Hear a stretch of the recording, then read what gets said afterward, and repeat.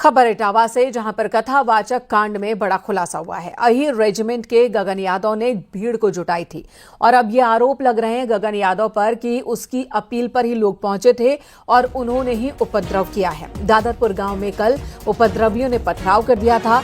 आगरा में फिलहाल गगन यादव को नजरबंद करके रखा गया है, क्योंकि वो भी इटावा के लिए निकला था दिल्ली से, जिसे आगरा में नजरबंद किया गया। कल ही पुलिस ने उसे नजरबंद किया था। जसवंत नगर की सीओ ने आगरा जाकर उसके हाथों से ज्ञापन लिया, लेकिन इस बीच उसकी अपील पर सैकड़ों की संख्या में लोग जो इटावा पहुंचे थे, उन्होंने पुलिस टीम पर पथराव किया।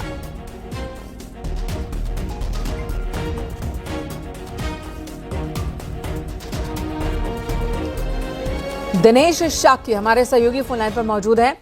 दिनेश, इस बारे में और क्या जानकारी है? गगन यादव को तो आगरा में नजरबंद करके रखा गया है, उधर इटावा में उसके बुलाने पर लोगों ने उपद्रव किया। अब जो बात सामने आ रही है कि सब कुछ साजिश के तहत हुआ था।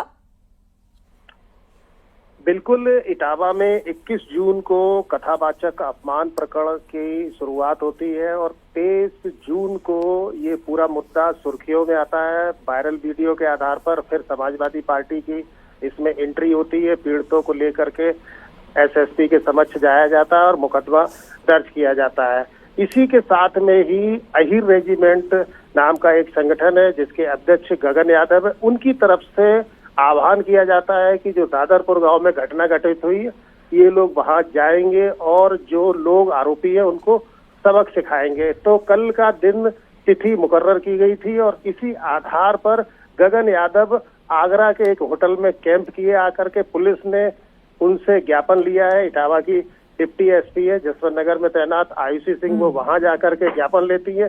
लेकिन गगन यादव के सैकड़ों की संख्या में समर्थक पहले बकेबर थाने पहुंचते हैं, वहां पर हंगामा करते हैं और उसके बाद दादरपुर गांव के बाहर जाकर के पहुंच जाते हैं।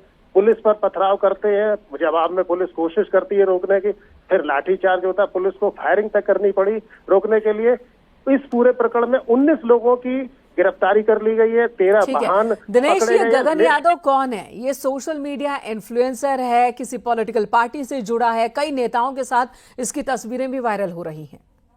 समाजवादी पार्टी के नेताओं की तरफ से ये बात कही गई है कि जो उपद्रव हिंसा हुई है उससे उनका कोई लेना देना नहीं है, उनका कोई सरोकार इससे नहीं है। उन्होंने पूरी तरीके से पल्ला झाड़ा है और समाजवादी पार्टी के नेताओं की तरफ से ये बात कही गई है कि जो गगन यादव है भाजपा से पोषित और पल्लवित नेता है और इटावा के माहौल को खराब करने के लिए उसकी तरफ से इस तरीका का आह्वान किया गया, जिसमें निर्दोष लोग कहीं न कहीं जद में आए हैं, वो फंस गए हैं और गगन यादव मौज मस्ती कर रहा है। दूसरी बड़ी बात है कि गगन यादव के खिलाफ देर रात इटावा के बकेबर थाने में संगीन धाराओं में मुकदमा दर्ज कर लिया गया है। इसके साथ ही उसके करीब 50 और 80 के संख्या में समर्थकों का भी नाम उसमें आया हुआ है।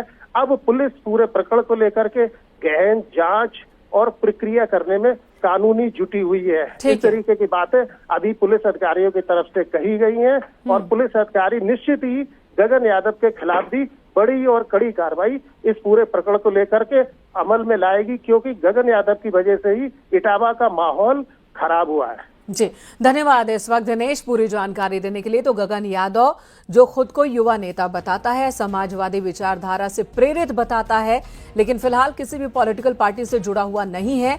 उसने और उसकी संस्था ने आर्मी में अहीर रेजिमेंट की मांग की है, कई बार आंदोलन किए हैं और इस बार इंडियन रिफॉर्मिस्ट नाम से जो संस्था वो चलाता है, फाउंडर और प्रेसिडेंट है, उसके ही ये लोग हैं जो कि इटावा पहुंचे थे उसके बुलाने पर, जिन्होंने पुलिस टीम पर हमला किया था, जिनमें से 19 को पुलिस ने फिलहाल हिरासत में लिया है।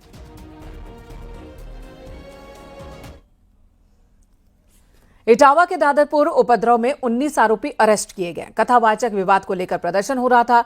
पुलिस के रोकने पर लोगों ने उपद्रव किया। उपद्रवियों की 13 गाड़ियां भी बरामद की गई हैं, जो कि जब्त की गई हैं। वहीं गगन यादव का कहना है कि उसने तो अपील की थी कि समाज में जो भेदभाव वाली स्थिति है वो ना हो और समरसता के लिए उसने वहां जाने का फैसला लिया था और अपने लोगों को वहां आने का न्योता दिया था। लेकिन फिलहाल तस्वीर पूरी तरह से उपद्रव वाली, जिसके बाद पुलिस ने एक्शन लिया, 19 को गिरफ्तार किया है। गांव में पर्याप्त सुरक्षा व्यवस्था की गई थी। लगभग 1:30 बजे के आसपास हाईवे पर काफी संख्या में लोग इकट्ठा हो गए थे, जिन्हें समझा बुझा करके डिस्कस किया गया। उसी में से 70-80 लोग पुलिस के मना करने के बावजूद ग्राम दादरपुर में उपद्रव करते हुए घुसने की कोशिश करने लगे, जिससे वहां कानून व्यवस्था की विपरीत स्थिति उत्पन्न हो गई। इस पर 19 लोगों को हिरासत में लिया गया है तो उनकी 13 गाड़ियां जब्त की गई हैं। इस संबंध में एफआईआर पंजीकृत करके कठोर विधिक कार्रवाई की जाएगी। इटावा के दादरपुर गांव में हुए उपद्रव के बाद देर रात डीएम और एसएसपी पुलिस और प्रशासनिक अधिकारियों के साथ हालात का जायजा लेने पहुंचे। दोनों अधिकारियों ने गांव वालों को भरोसा दिया कि गांव में कानून संबंधी कोई भी समस्या नहीं आने दी जाएगी। एसएसपी ब्रजेश कुमार श्रीवास्तव ने गांव में तैनात पुलिस कर्मचारियों को मुस्तैद रहने के निर्देश दिए।